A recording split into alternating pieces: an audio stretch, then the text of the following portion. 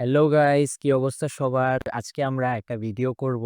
এই ব্যাপারটা খুবই ইন্টারেস্টিং এবং এটা আমার কাছে খুবই ভালো লাগছে। তাই এটা করতে, করতে আমার অনেক এক্সপেরিয়েন্স হয়ে গেছিল। সো আপনি নিশ্চয়ই খেয়াল করছেন ভিডিওর ফার্স্টে আমার ৩ রকম পেসিং ছিল। স্লো ছিল, ফাস্ট ছিল, মিডিয়াম ছিল। সো এই ক্ষেত্রে দেখবেন যে আপনার ভিউয়ারশিপ এ একটা ডিস্টার্ব হইছে বা একটু ভালো লাগে নাই। জিনিসটা দেখে জমে নাই যে একেকটা একেক রকম ভাবে কথা বলছি। এই প্রবলেম অনেকেরই হয় এবং এটাকে বলে পেইসিং। সো বেসিক্যালি পেইসিং হচ্ছে যে আমার কথা বলার স্পিড বা ফ্লো টা কিরকম হচ্ছে। Through out the video generally সবার পেজিং সেম হওয়া উচিত। এটা তখনই ডিফারেন্ট হয় যখন আমরা কোনো ইমোশন নিয়ে খেলি। বাট জেনারেলি আমাদের ভিডিওস গুলোতে মোনোটোনাস হওয়াটা is not a good sign. অর্থাৎ আমি যদি এনার্জি নিয়ে কথা না বলি বা আমি কোনো জায়গায় একটু স্লো ভাবে কথা বলি, আবার একটু ফাস্ট কথা বলি, তো তখন ভিউয়ার জিনিসটা দেখে কনফিউজড হয়ে যায়। So that is পেসিং। এবং এটা ঠিক করার ওয়ে হচ্ছে যে পুরো ভিডিওতে একটা সিমিলার কাইন্ড অফ এনার্জি ধরে রাখা এবং ট্রাই করা অ্যাজ সুন অ্যাজ পসিবল জিনিসটা এক দফায় শুট করে ফেলা। সো আমার শুটের মাঝখানে যদি আমি ব্রেক নেই বা অন্যদিকে যাই বা মাঝখান দিয়ে একটা হিউজ ব্রেক নেই, তখন যেটা হবে আমার শুরুর এনার্জি আর এখন এনার্জি হয়তো নাও সেম হতে পারে। দ্যাট ইজ ওয়াই জিনিসটা দেখতে অথবা শুনতে ডিফারেন্ট লাগে। সো এই প্রবলেমটা অনেকেই ফেস করেন এন্ড দ্যাট